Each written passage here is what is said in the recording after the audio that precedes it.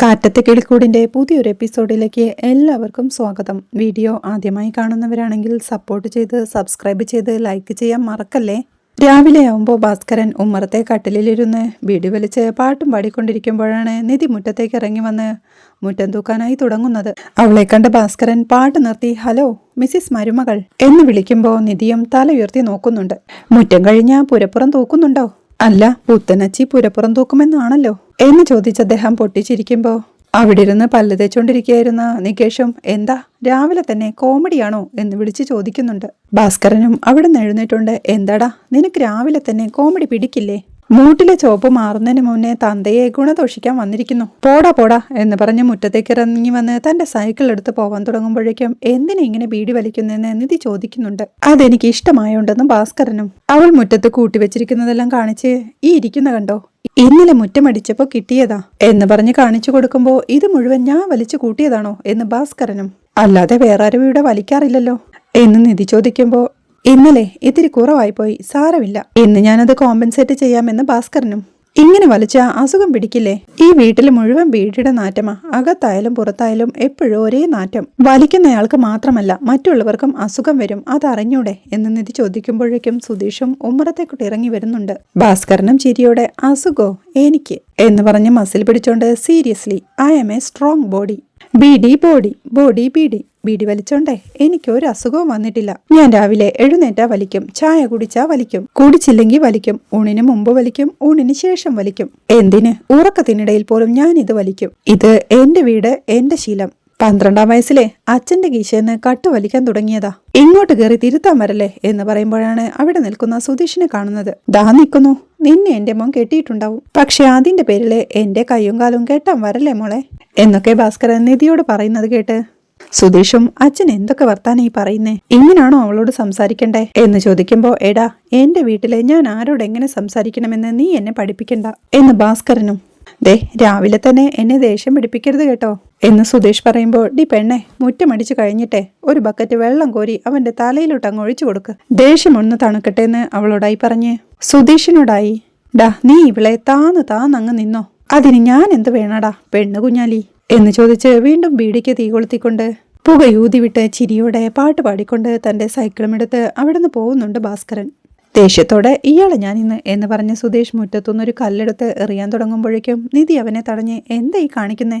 അച്ഛനാ, ആ റെസ്പെക്ട് നിങ്ങൾ മക്കളും കാണിക്കണം, എങ്ങനെയും പെരുമാറാമെന്ന് കരുതരുത് എന്ന് പറഞ്ഞ് ഒരു ബക്കറ്റ് വെള്ളം എടുത്തോണ്ട് വാ എന്ന് പറയുന്നുണ്ട്. അത് കേട്ട അമ്പരപ്പോടെ സുധീഷ് നിൽക്കണ കണ്ട് അച്ഛൻ പറഞ്ഞ പോലെ തലയിൽ ഒഴിക്കാനൊന്നും അല്ല, ഈ മുറ്റത്ത് തളിക്കാനാ, പൊടി പൊങ്ങാതിരിക്കാൻ എന്നവൾ പറയുമ്പോഴേക്കും കൊണ്ടുവരാമെന്ന് പറഞ്ഞ് സുധീഷ് നടന്നു നീങ്ങുന്നതിനിടയിലാണ് ബക്കറ്റിൽ വെള്ളവും വെച്ച് ബ്രഷ് ചെയ്യാനിരിക്കുന്ന നികേഷ് തന്റെ ബക്കറ്റ് വരികിലേക്ക് നീക്കി വെക്കുന്നത്. തെടുക്കാനായി വന്ന സുധീഷും ഡാ വെള്ളം താടാ എന്ന് പറയുമ്പോൾ നികേഷും അവനെ മൈൻഡ് ചെയ്യാതിരിക്കണ കണ്ട് സുധീഷും നടന്നുപോയി വേറൊരു ബക്കറ്റിൽ വെള്ളം പിടിക്കുന്നുണ്ട്. നിധി മുറ്റമടിക്കുന്നത് കണ്ട് അകത്തുനിന്ന് ഇറങ്ങി വരുന്ന സുഭാഷും അയ്യോ എന്തിനാ ഇങ്ങനെയുള്ള പണികളൊക്കെ ചെയ്യുന്നേ, ഞാൻ ചെയ്തോളാം, ആ ചൂലവിടെ വെച്ചേക്ക് എന്ന് പറയുമ്പോ അങ്ങനെയെല്ലാം സുഭാഷേട്ടൻ ചെയ്യുന്നുണ്ടാ, ഇവന്മാരിങ്ങനെ മടിയന്മാരായി പോയത് എന്ന് നിധി പറയുമ്പോഴേക്കും ബക്കറ്റിൽ വെള്ളവുമായി സുധീഷ് അങ്ങോട്ടെത്തുന്നുണ്ട്. അതിവിടെ കൊണ്ടുവെക്കാനല്ല, ആ കപ്പിലെടുത്ത് മുറ്റമാകെ തളിക്കാൻ എന്ന് നിധി പറയുമ്പോ സുധീഷ് അമ്പരപ്പോടെ നിൽക്കണ കണ്ട് എന്താ ചെയ്യാൻ വയ്യ എന്ന് നിധിയും. ചെയ്യാമെന്ന് പറഞ്ഞ് അവൻ കപ്പിൽ വെള്ളമെടുത്ത് മുറ്റത്ത് തളിക്കുമ്പോഴേക്കും അങ്ങോട്ട് ഇറങ്ങി വരുന്ന ഹരീഷിനും അത് കണ്ട് ചിരി വരുന്നുണ്ട്. ചിരിയോടെ അത് നോക്കി നിൽക്കുന്ന സുഭാഷിനെയും ഹരീഷിനെയും അവനിടയ്ക്ക് വെള്ളം തളിക്കുന്നുണ്ട്. സുധീഷ് വെള്ളമെല്ലാം മുറ്റത്ത് തളിച്ച് മതിയൊന്നും ചോദിച്ച് നിധിയുടെ അടുത്തേക്ക് വരുമ്പോഴേക്കും ഇനി ഇത് പിടിക്കെന്ന് പറഞ്ഞ് നിധി ചൂലുയർത്തി കാണിക്കുന്നുണ്ട്. അവൻ ചമ്മലോടെ നിൽക്കുമ്പോഴേക്കും പിടിച്ചോ എന്ന് പറഞ്ഞ് ആ ചൂല് പിടിപ്പിച്ച് ഇനി ഇവിടെയൊക്കെ അടിച്ചു വാരിക്കോളൂ എന്ന് സുധീഷിനോടായി പറഞ്ഞ് സുഭാഷേട്ടാ ഇനി മുതൽ മുറ്റമടിക്കേണ്ട ജോലി നിങ്ങളുടെ അനിയന്മാർക്കാ, അത് ഓരോ ദിവസവും ഓരോരുത്തരായി മാറി മാറി ചെയ്തോളും കേട്ടല്ലോ എന്ന് പറഞ്ഞ് സുധീഷിനോടായി എന്നാ പിന്നെ തുടങ്ങിക്കോ എന്ന് പറയുന്നുണ്ട്. സുധീഷും ഹരീഷിനെ ചൂണ്ടി എന്നാ പിന്നെ ഇന്നിവൻ ചെയ്തോട്ടെ, നാളെ ഞാൻ ചെയ്തോളാം എന്ന് പറയുമ്പോ വേണ്ട, ഇന്ന് ചേട്ടൻ തുടങ്ങി വെച്ചോളൂ, നാളെ അവര് ചെയ്തോളും, അപ്പോഴേക്കും ഞാനും സുഭാഷേട്ടനും കൂടി ചായ ഉണ്ടാക്കാം എന്നവൾ പറയുന്നത് കേട്ട് അകത്തേക്ക് കയറി പോവുകയായിരുന്ന നികേഷും തിരിഞ്ഞു നിന്ന് അയ്യോ എന്ന് പറയുന്നുണ്ട്. എന്താടാ എന്ന് അമ്പരപ്പോടെ നിധി ചോദിക്കുമ്പോ ഏട്ടത്തിയാണോ ചായ ഉണ്ടാക്കാൻ പോകുന്നത്? എന്താ ഞാൻ ഉണ്ടാക്കിയാ നീ കുടിക്കില്ലെന്ന് നിധിയും. റിസ്ക് എടുക്കണോ എന്നവന്റെ ചോദ്യം കേട്ട് ഹലോ എനിക്ക് സുഭാഷേട്ടൻ പഠിപ്പിച്ചു തരും എങ്ങനെ നല്ല ചായ ഉണ്ടാക്കാമെന്ന് അല്ലേ സുഭാഷേട്ടാ എന്ന് നിധി ചോദിക്കുമ്പോ പിന്നെന്താ എന്ന് സുഭാഷും.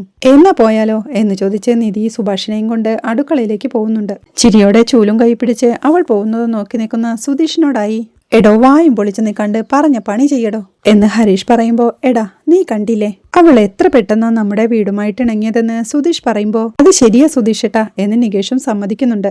ഇനി ഈ വീട് അവളൊരു കോവിലാക്കി മാറ്റും, നീ കണ്ടോ എന്ന് സുധീഷ് പറയുമ്പോ അതൊക്കെ ശരിയായിരിക്കാം, പക്ഷെ ബ്രദർ ഒരു കാര്യത്തിൽ എന്റെ സംശയം മാറുന്നില്ല എന്ന് ഹരീഷ് പറയുന്ന കേൾക്കെ അതെന്താടാന്ന് സുധീഷും. അല്ല ഏട്ടത്തി എങ്ങനെ ഇയാളെ ചൂസ് ചെയ്തൊന്നു മാത്രം എനിക്ക് മനസ്സിലാവുന്നില്ല എന്ന് ഹരീഷ് പറയുന്ന കേട്ട് എടാ നികേഷേ എന്റെ കല്യാണം കഴിഞ്ഞത് മുതൽ സഹിക്കാൻ പറ്റാത്ത കണ്ണുകടിയാ ഇവന് എന്ന് സുധീഷും പറയുന്നുണ്ട്. കണ്ണുകടിയല്ല ബ്രദർ, ഏട്ടത്തിക്ക് ഇയാളോട് അടുപ്പം തോന്നാനുള്ള കാരണമാണ് പിടികിട്ടാത്തത്. ഇങ്ങനൊരു നല്ല പെൺകുട്ടി ഇമാതിരി ഒരുത്തനെ എങ്ങനെ ഇഷ്ടപ്പെട്ടു എന്നോർത്ത് ഒരു മനോവിഷമം. അല്ലേട നികേഷേ എന്ന് ഹരീഷ് ചോദിക്കുമ്പോ സുധീഷ് ചൂലുമായി അവനെ അടിക്കാനായി വരുന്നുണ്ട്. ഹരീഷ് അവനെ തടഞ്ഞു നിർത്തി നിക്ക് അവന്റെ അഭിപ്രായം കൂടി എന്താന്ന് ചോദിക്കട്ടെ എന്ന് നികേഷിനെ ചൂണ്ടിക്കൊണ്ട് പറയുമ്പോ നീ പറ എന്ന് നികേഷിനോടായി സുധീഷും പറയുന്നുണ്ട്. നികേഷും അവന്റെ അടുത്തേക്ക് വന്ന് സുധീഷേട്ടാ എനിക്കും അത് ഡൗട്ട് ഇല്ലാതില്ല എന്ന് ചിരിയോടെ പറയുമ്പോ എടാ നീയും അപ്പോ എന്ന് ടെൻഷനോടെ സുധീഷ് പറയുന്നുണ്ട്. ചുമ്മാ നിങ്ങൾ നല്ല അടിപൊളിയായിട്ട് ജീവിക്കേ, അതൊക്കെ കാണുമ്പോ ഞങ്ങൾക്കൊരു സന്തോഷമല്ലേ അല്ലേ ഹരീഷേട്ടാ എന്ന് നികേഷ് പറയുമ്പോ ഇങ്ങരുടെ കാര്യമായോണ്ടേ അത്ര പെട്ടെന്ന് അത് നമ്പാൻ പറ്റില്ല മോനെ എന്ന് ഹരീഷ് വീണ്ടും പറയുമ്പോ സുധീഷ് ചൂലുമായി അവന്റെ പുറകെ ഓടുന്നുണ്ട്. അടുക്കളയിൽ പച്ചക്കറി അരിഞ്ഞുകൊണ്ടിരിക്കുകയാണ് സുഭാഷ്.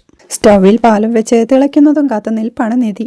പാൽ തിളച്ചു വരുമ്പോഴേക്കും ദേ തിളച്ചെന്ന് നിധി പറയുമ്പോൾ ഒരു 4 സ്പൂൺ ചായപ്പൊടി ഇട്ടേക്കുന്ന സുഭാഷും. അവൾ ചായപ്പൊടി ഇട്ട് തിളയ്ക്കുന്നതും നോക്കി നിൽക്കുമ്പോഴേക്കും സിമ്മിലിടുന്ന സുഭാഷ് പറയുന്നുണ്ട്. പിന്നീട് ചായ റെഡിയായെന്ന് പറഞ്ഞ് അത് ഇറക്കി വെക്കാനായി സുഭാഷ് പറയുമ്പോഴേക്കും നിധിയും ചായ ഒരു കപ്പിലേക്ക് അരിച്ചൊഴിച്ച് ഗ്ലാസുകളിലേക്കായി പകർന്ന് പഞ്ചസാര ഇട്ടിളക്കി ഒരു ചായ സുഭാഷിന് കുടിക്കാനായി കൊടുക്കുന്നുണ്ട്. അവനത് കുടിച്ചു നോക്കിക്കൊണ്ട് അസലായി എന്ന് പറയുമ്പോഴേക്കും നിധിയും സന്തോഷത്തോടെ താങ്ക് യു പറയുന്നുണ്ട്.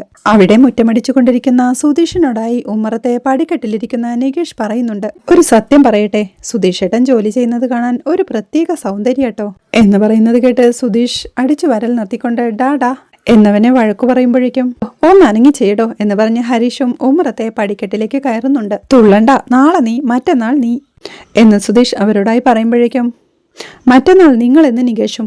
അന്ന് എനിക്ക് വേറെ ഓട്ടമുണ്ടെന്ന് സുധീഷ് പറയുമ്പോൾ അപ്പോൾ എന്റെ കോളേജ് എന്ന് നികേഷ് ചോദിക്കുന്നുണ്ട്. അത് കുറച്ച് ലേറ്റ് ആയാലും കുഴപ്പമില്ല, ഒരു പഠിപ്പിസ്റ്റ് എന്ന് സുധീഷ് പറയുമ്പോഴാണ് നിധിയും സുഭാഷും ചായയുമായി അങ്ങോട്ടെത്തുന്നത്. ചായയുമായി വരുന്ന നിധിയെ കണ്ട് ഇത്ര പെട്ടെന്ന് ചായട്ടോ എന്ന് സുധീഷ് ചോദിക്കുമ്പോൾ പക്ഷെ കുടിച്ചു കഴിഞ്ഞിട്ടേ ബാക്കിയുള്ള പണി തീർത്തോളം എന്ന് നിധി സുധീഷിനോടായി പറയുന്നുണ്ട്. അവൾ എല്ലാവർക്കും ചായ കൊടുക്കുമ്പോഴേക്കും ചായ എടുത്തോണ്ട് വയറു കേടാവില്ലല്ലോ അല്ലേ എന്ന് നികേഷും ചിരിയോടെ ചോദിക്കുന്നുണ്ട്. സുധീഷും ചായ കുടിച്ചോണ്ട് ബെസ്റ്റ് ചായ, അടിപൊളി, കുടിച്ചു നോക്കിക്കേ എന്ന് നികേഷിനോടായി പറയുമ്പോ നികേഷും ചായ കുടിച്ച് ശരിയാണല്ലോ എന്ന് പറയുന്നുണ്ട്. അവൾ ഹരീഷിന് നേരെ ചായ നീട്ടുമ്പോ ഹരീഷ് അതെടുക്കാതെ നിൽക്കണ കണ്ട് ഹരീഷ് എന്താ ചായ കുടിക്കില്ലെന്ന് നിധി ചോദിക്കുന്നുണ്ട്. അവൻ സുഭാഷേട്ടനെ നോക്കുമ്പോഴേക്കും എടുത്തു കുടിക്കിടാന്ന് സുഭാഷും. ഹരീഷ് ചായ എടുക്കുമ്പോഴേക്കും അതേ ചായ ശരിക്കും സൂപ്പർ ആയിട്ടുണ്ട് കേട്ടോ, ഈ സുഭാഷേട്ടൻ ഉണ്ടാക്കുന്നതിനേക്കാളും സൂപ്പർ എന്ന് സുധീഷ് പറയുന്നത് കേൾക്കെ നിധിക്കും സന്തോഷമാവുന്നുണ്ട്. പിന്നീട് സുധീഷ് തന്റെ ഫ്രണ്ടിനെ ഒരിടത്ത് വെച്ച് മീറ്റ് ചെയ്യുന്നതാണ് കാണിക്കുന്നത്. കല്യാണമൊക്കെ കഴിഞ്ഞു എന്ന് പറഞ്ഞു കേട്ടോ, ഒരു വാക്കുപോലും പറഞ്ഞില്ലല്ലോ എന്നവൻ ചോദിക്കുമ്പോ ഓ പറഞ്ഞാൽ ഇപ്പൊ നീ വന്നേനെ, ഒന്ന് പോടാ എന്ന് സുധീഷും. കൊത്തിയപ്പോ നല്ല പുളിങ്കൊമ്പി തന്നെ കൊത്തിയെന്നാണല്ലോ കേട്ടത് എന്നവൻ ചോദിക്കുമ്പോ അത് ശരിയാ, പെണ്ണ് നല്ല കാശുള്ള വീട്ടിലെ തന്നെയാ, എന്നെ കേട്ടൊന്നും പറഞ്ഞ് വാശി പിടിച്ചങ്ങ് നിന്നു, വീട്ടുകാര് സമ്മതിക്കില്ലാന്ന് കണ്ടപ്പോഴേ എന്റെ കൂടെ അങ്ങ് ഇറങ്ങി വന്നതാ എന്നവൻ പറയുമ്പോ അത് ഞാൻ അറിഞ്ഞു. അല്ല നീ എന്തിനാ എന്നെ കാണുമെന്ന് പറഞ്ഞേ എന്നവന്റെ ഫ്രണ്ട് ചോദിക്കുന്നുണ്ട്. അല്ല അതത്ര വിഷയമൊന്നുമല്ല, നിന്റെ അച്ഛന്റെ കൺസ്ട്രക്ഷൻ കമ്പനിയില്ലേ ഇന്ദ്രാണി ബിൽഡേഴ്സ്, അതിപ്പോ നീ കൂടിയല്ലേ നോക്കി നടത്തുന്നേ, നിന്റെ അച്ഛനോട് പറഞ്ഞ് നിധിക്ക് അവിടെ ഒരു ജോലി സാധ്യതയുണ്ടോന്ന് അറിയാനാ എന്ന് സുധീഷ് പറയുമ്പോ ആരാ നിധി എന്ന് അവൻ ചോദിക്കുന്നുണ്ട്. എന്റെ ഭാര്യയാ, ആർക്കിടെക്ചർ കഴിഞ്ഞ കുട്ടിയാ, മാത്രമല്ല യൂണിവേഴ്സിറ്റി ഗോൾഡ് മെഡലിസ്റ്റുമാ. ഇത്രയും പഠിച്ച കുട്ടികള് വീട്ടിൽ വെറുതെ ഇരിക്കാന്ന് പറയുന്നത് ശരിയാണോ? അല്ലല്ലോ, എനിക്കാകെ പരിചയമുള്ളത് നിന്റെ കമ്പനിയല്ലേ, അവിടെ ഒരു അവസരം കിട്ടിയാ നല്ലതാണെന്ന് കരുതി എന്ന് സുധീഷ് പറയുമ്പോ നിനക്ക് എന്റെ അച്ഛനെ അറിഞ്ഞൂടെ, റിക്രൂട്ട്മെന്റ് ഒക്കെ അച്ഛന്റെ മേഖലയാ, എനിക്ക് അതിലൊന്നും ഒരു റോളുമില്ല, ആകെയുള്ള പണി അച്ഛൻ പറയുന്നിടത്ത് സൈൻ ചെയ്യാന്ന് മാത്രം എന്നവന്റെ ഫ്രണ്ട് പറയുന്നുണ്ട്. അങ്ങനെയാണെങ്കിൽ നിന്റെ അച്ഛനോട് പറഞ്ഞ് അവൾക്കൊരു ജോലി വാങ്ങിച്ചു കൊടുക്കാൻ പറ്റുമോ? ഡാ അവള് ഭയങ്കര ബ്രില്യന്റ് ആടാ എന്ന് സുധീഷ് പറയുമ്പോ നിനക്കറിയാലോ സുധീഷേ, അച്ഛന് ഞാൻ നിന്റെ കൂടെ നടക്കുന്നത് പണ്ടേ ഇഷ്ടമല്ല, എന്നെ ക്യാമ്പസിൽ ഒരു കൊല്ലം ഒരുമിച്ച് നടന്നവരല്ലെന്ന് കരുതിയിട്ടാ ഞാൻ ഫ്രണ്ട്ഷിപ്പ് വിടാത്തത്, ഭാര്യയ്ക്ക് ജോലി എന്നൊക്കെ പറഞ്ഞാലേ അച്ഛൻ എന്നെ എപ്പോ തല്ലി ഒടിച്ചൊന്നു ചോദിച്ചാ മതി എന്നവന്റെ ഫ്രണ്ട് പറയുമ്പോ എടാ എന്താടാ, എന്നെ വിശ്വസിച്ച് കൂടെ ഇറങ്ങി വന്നവളാ അവള്, ജോലി വരെ ഞാൻ വാങ്ങിച്ചു കൊടുക്കാമെന്ന് വാക്കും കൊടുത്തുപോയി, നീയും ഞാനും കോളേജിൽ ഒരു കൊല്ലം എങ്ങനെ കഴിഞ്ഞവരാണെന്ന് അറിയാലോ, അതുകൊണ്ടാടാ ചോദിക്കുന്നേ, എങ്ങനെയെങ്കിലും ഒന്ന് അഡ്ജസ്റ്റ് ചെയ്യടാ പ്ലീസ് എന്ന് സുധീഷും റിക്വസ്റ്റ് ചെയ്യുന്നുണ്ട്. നടക്കില്ല സുധീഷെ, അച്ഛൻ സമ്മതിക്കില്ല എന്ന് പറഞ്ഞവൻ പോവാൻ തുടങ്ങുമ്പോഴേക്കും അനൂപേ പ്ലീസ് എനിക്ക് വേണ്ടി ഒറ്റ തവണ ചോദിക്ക് എന്ന് സുധീഷും. ഒരു കാര്യവുമില്ല സുധീഷെ, അച്ഛന്റെ അടുത്തൊന്ന് ഒന്നും ഒളിക്കാൻ പറ്റില്ല. നീ നടക്കുന്ന കാര്യം വല്ലതും പറ, ഞാൻ പോട്ടെ എന്ന് പറഞ്ഞവൻ പോവാൻ തുടങ്ങുമ്പോഴേക്കും സുധീഷ് വീണ്ടും അവനെ പിടിച്ചു നിർത്തി. നിക്കടാ നിക്ക്, എന്നാ നീ ഒരു കാര്യം ചെയ്യേ, ഒന്ന് ഇന്റർവ്യൂവിന് വിളിച്ച് പറഞ്ഞു വിട്ടേക്ക്. എടാ ജോലിയൊന്നും കൊടുക്കണ്ട, വെറുതെ ഒരു ഇന്റർവ്യൂ നടത്തി അങ്ങ് വിട്ടേക്കെന്നേ. അറ്റ്ലീസ്റ്റ് ഞാൻ അവൾക്ക് വേണ്ടി എന്തെങ്കിലുമൊക്കെ ട്രൈ ചെയ്തെന്ന് അവൾക്കൊരു വിശ്വാസമാവുമല്ലോ എന്ന് സുധീഷ് പറയുമ്പോ അച്ഛൻ വരട്ടെ, ഞാൻ ചോദിച്ചിട്ട് പറയാം എന്ന് അനൂപം പറയുന്നുണ്ട്. എടാ നിന്റെ അച്ഛൻ വരുന്നതിന് മുന്നേ നീ ഒരു ഇന്റർവ്യൂ നടത്തിയാ മതി, സംഭവം ഫിനിഷ്ഡ്. എടാ നീ ഇംപ്രസ്ഡ് ആയാൽ മാത്രം അച്ഛനോട് സംസാരിച്ചാ മതി. എടാ ഒരു ഇന്റർവ്യൂ മാത്രമല്ലേടാ പ്ലീസ്. ഇനിയിപ്പോ ജോലി കൊടുക്കാൻ പറ്റിയില്ലെങ്കിലും പ്രശ്നമില്ല, ഒരു ഇന്റർവ്യൂ മാത്രം നടന്നു കിട്ടിയാൽ മതി. എടാ പ്ലീസ് ഡാ എന്ന് സുധീഷ് പറയുമ്പോ അതൊക്കെ റിസ്ക് ആണ് സുധീഷ് എന്ന് അനൂപും. ഇതൊരു റിസ്ക്കും ഇല്ലാത്ത കാര്യമാണ് അനൂപേ, വെറുതെ ഒരു മോക്ക് ഇന്റർവ്യൂ അത്രേ ഉള്ളൂ. എടാ അനൂപേ ഒരു അരമണിക്കൂർ എനിക്ക് വേണ്ടി ഒന്ന് സ്പെൻഡ് ചെയ്യടാ പ്ലീസ്, ഞാൻ നാളെ അവളെയും കൊണ്ടുവരാം. എടാ ഒരു 10 മിനിറ്റത്തെ കാര്യം മതി, ഇന്റർവ്യൂ ഒന്നും നടക്കണം അത്രയുള്ളൂ പ്ലീസ്. എടാ പ്ലീസ് ഡാ, നീ പറയുന്നൊന്ന് കേക്ക് പ്ലീസ് ഡാ എന്ന് പറഞ്ഞ് സുധീഷ് അവന്റെ കൈ പിടിക്കുമ്പോഴേക്കും നീ കൂട്ടിക്കൊണ്ടുവാ, പക്ഷെ ഇന്റർവ്യൂ നടക്കോ ഇല്ലേ എന്ന് എനിക്ക് അപ്പോഴേ പറയാൻ പറ്റൂ എന്ന് അനൂപും. കേൾക്കെ സുധീഷും സന്തോഷത്തോടെ മതി അത് മതി, എടാ അവളെ ഒരു ഇന്റർവ്യൂവിന് കൊണ്ടിരുത്തിയാൽ മാത്രം മതി. താങ്ക്സ് ഡാ, അപ്പോ രാവിലെ 10 മണിയാകുമ്പോ നമുക്ക് കാണാം, എന്നാ വൈകണ്ട നീ പൊക്കോ എന്ന് പറഞ്ഞ് അവനെ യാത്രയാക്കിക്കൊണ്ട് ഈശ്വര ജോലി കിട്ടണേ എന്ന് സുധീഷും നെഞ്ചത്ത് കൈവച്ച് പ്രാർത്ഥിക്കുന്നുണ്ട്.